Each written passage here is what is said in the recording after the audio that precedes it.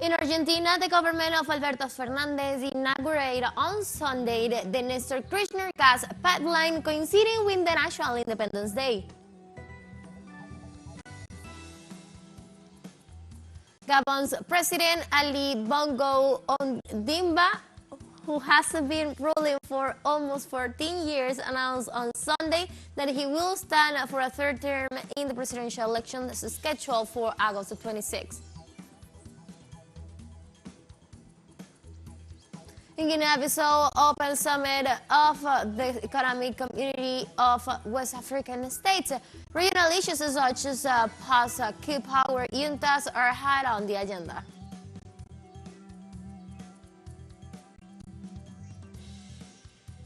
Hello, welcome to From the South. I'm Ana Marrero from the teleSUR headquarters in Caracas, Venezuela. We'll be with the news. Stay with us.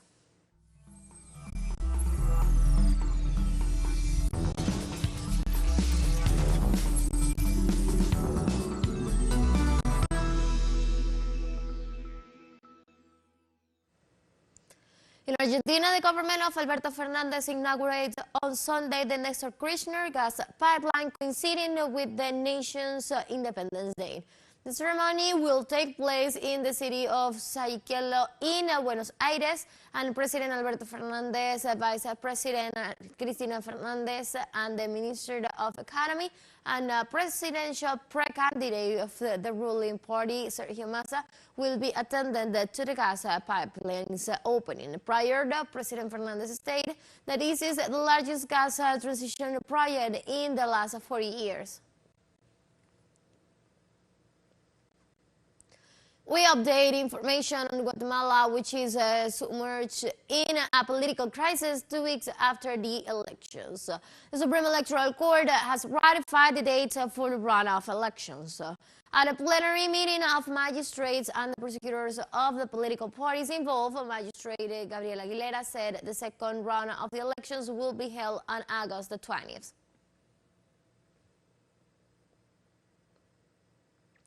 On Saturday in Peru, the government declared a health emergency due to a rise in the number of reported cases in the Guillain-Barré syndrome.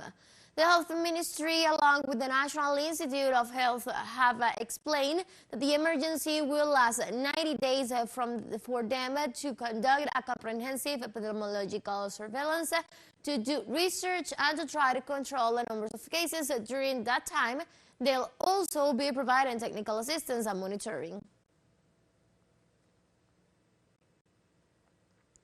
On Saturday morning, Mexican President Andrés Manuel López Obrador toured to visit the first car of the Mayan train to arrive at Tucumán in the southeast part of the country. Thus, the president gave the symbolic starting signing to one of the most important mega projects of his administration.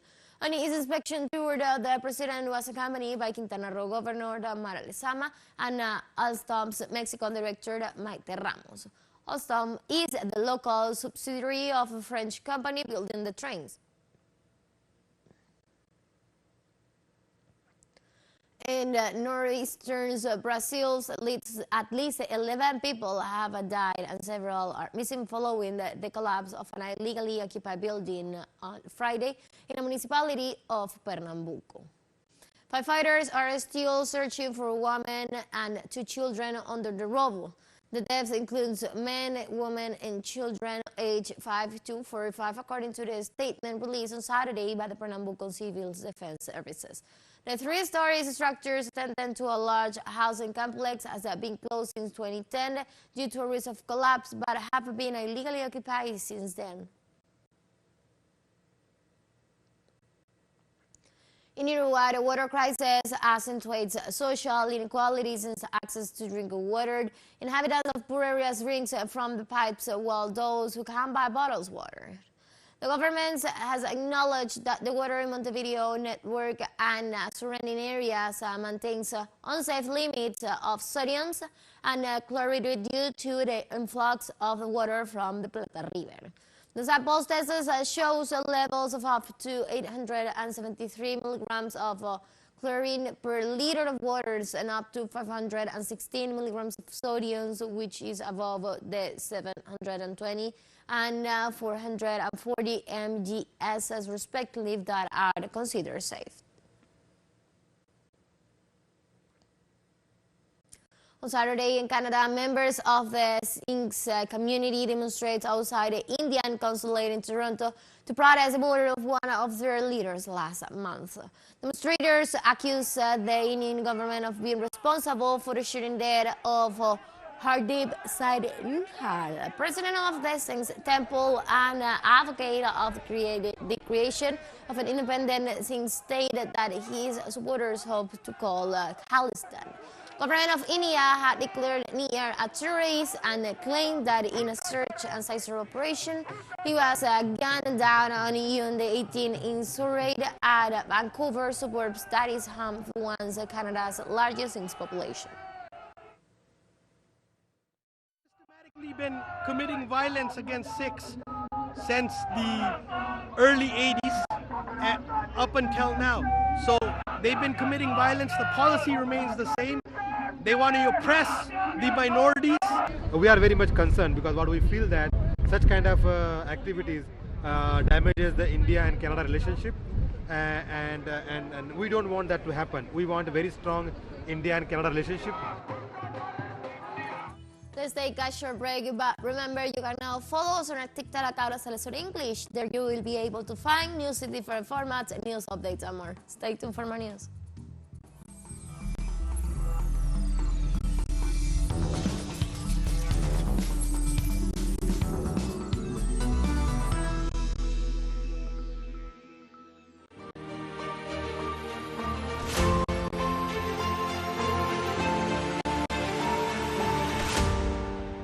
Welcome back to From the South. On Sunday, the government of Volodymyr Zelensky admitted for the first time its responsibility for the attack on the Kerch Bridge that connects the Crimea with the Russian mainland. The aggression described by Russian authorities as a terrorist attack has never been directly admitted by the government of President Volodymyr Zelensky. However, within the framework of the 500th day of the armed conflict, the Vice Minister of the Ukrainian Defense, Anna Maliard, included the aggression as one of the victories won by the Ukrainian military forces. The Russian government on Sunday called the Ukrainian regime terrorist after the Kiev confession to have blown up the bridge to Crimea in October 2022. Russian Foreign Ministry spokeswoman Maria Zakharova denounced that the Ukrainian authorities have embarked on a plan to save themselves by systematically damaging the Zaporizhzhia nuclear power plant, thus confirming its terrorist character. The Russian official considered that the North Atlantic Treaty Organization Summit should have focused precisely on this issue. The Russian Defense Ministry has confirmed that its air defense systems has a foiled a missile attack on Crimea this Sunday. For his part, the head of the region, Sergei Aksionov, confirmed that it was a cruise of missiles. The attack on the coastal town of Kiev left no casualties, no injuries, and no material damage. Earlier presidential elections in Uzbekistan concluded on Sunday following a constitutional amendment extending the term of office to 7 years. The Central Electoral Commission stated that 3 hours before closing polling stations, the voters' participation was 69.85%, surpassing the threshold of participation to recognize the elections as valid, which is 33%. Some 800 observers representing several dozen states and international organizations are accredited for these elections. On Sunday at the Vatican, Pope Francis announced that he will elevate 21 ecclesiastics to the high rank of cardinals. The investiture ceremony, known as a consistory, will be held on September 30th. Francis declared during his midday prayer to pilgrims and tourists in St. Peter's Square. 18 of the ecclesiastics are under the age of 80 and will enter an eventual conclave to elect the next pope. The other three, who are over the 80, were appointed in gratitude for their long service to the church. Now I would like to announce that on September 30 I will hold a consistory for the appointment of new cardinals. Their provenance expresses the universality of the Church, which continues to proclaim the merciful love of God to all people on earth. On Saturday, the Parliament of Greece ratified and empowered the Prime Minister Kyriakos Mitsotakis to continue ruling after winning the absolute majority in the elections of last June the 25th. The decision was reached after 3 days of debate that ratified the support of 158 deputies of Mitsotakis' new Democratic Party out of the 300 that make up the legislature. The ruler spoke in a plenary to present his program, and among the proposals is to approve the marriage of a same-sex couple and a new law that will allow all Greek citizens living abroad to participate in the political life of their country. German authorities confirm threatening police tear gas and use water cannons to quell riots at a controversial Eritrean musical festival in the city of Giessen on Saturday, during over 20 officers were injured, according to the police report. The local police stressed law enforcement officers were victims of stones thrown and add that some 100 arrests were made.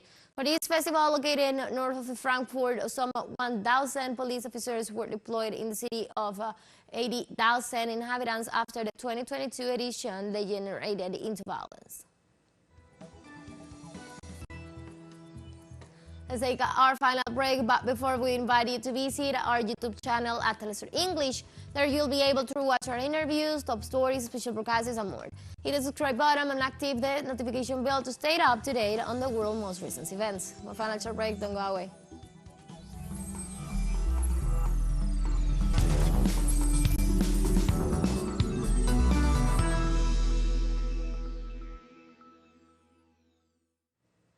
Welcome back.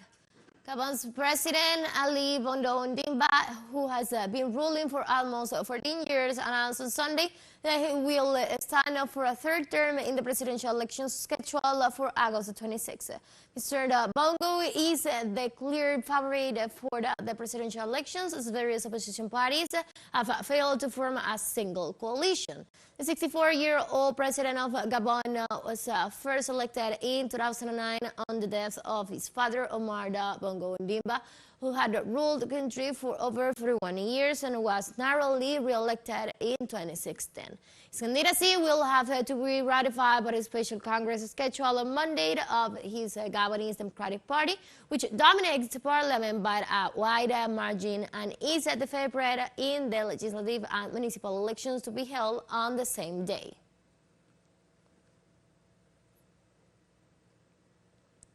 The summit of the Economic Community of West African States go underway in Bissau, the capital of Guinea.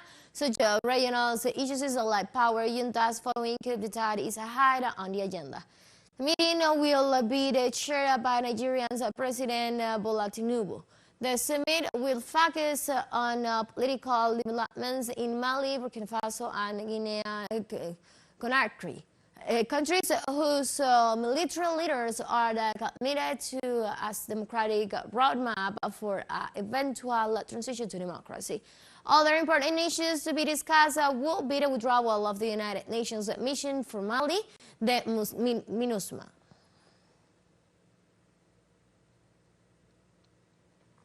The United Nations warned on Sunday that Sudanese armed conflict is on the brink of full-scale civil war that could destabilize the entire region.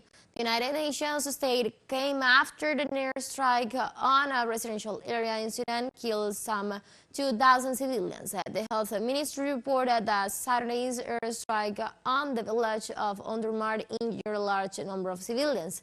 After nearly 3 months of wars between rivals generals in Sudan, some 3,000 people have been killed in the conflict. Survivors have reported a wave of sexual abuse, and witnesses have spoken of target killing along ethnic lines.